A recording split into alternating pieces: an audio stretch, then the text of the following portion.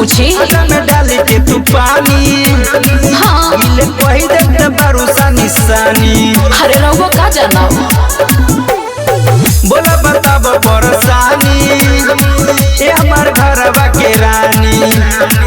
आटा में डाली के तू पानी इले कही देते बारूसा निशानी। कमाए आइल बानी दिल्ली राजधानी त तू काहे रहता रु दुखी।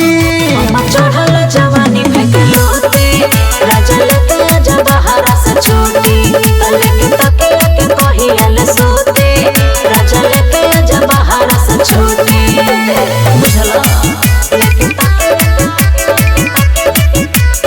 सीधी रिकॉर्ड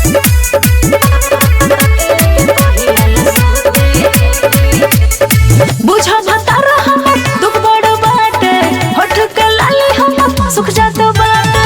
बुझा भतार हम दुख बड़ बाटे होठ के लाली हम सुख जात बाटे सुख जात बाटे हो सुख जात बाटे।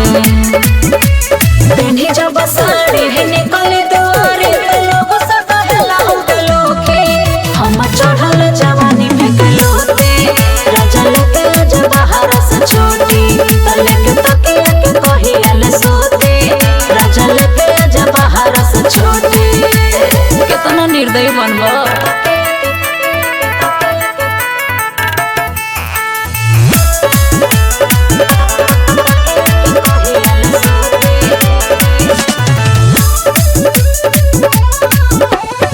आइम तो आइम जाने लेके मंगटीका। अरे का अरे मतलब अभी बाटे फीका फीका। आइम तो आइम जाने लेके मंगटीका। तो सिंगार अभी बाटे फीका फीका हो बाटे फीका फीका हो बाटे फीका फीका। मनराज मनमोही मिठू या पिंकू ते बर के पलल संगे सूती। हम चढ़ल जवानी फेंक लोते राजा लेके आजा बहारा से छोटी लेके तकिया के कहियल सोते राजा लेके आजा बहारा से छोटी। कितना निर्दयी बनबा।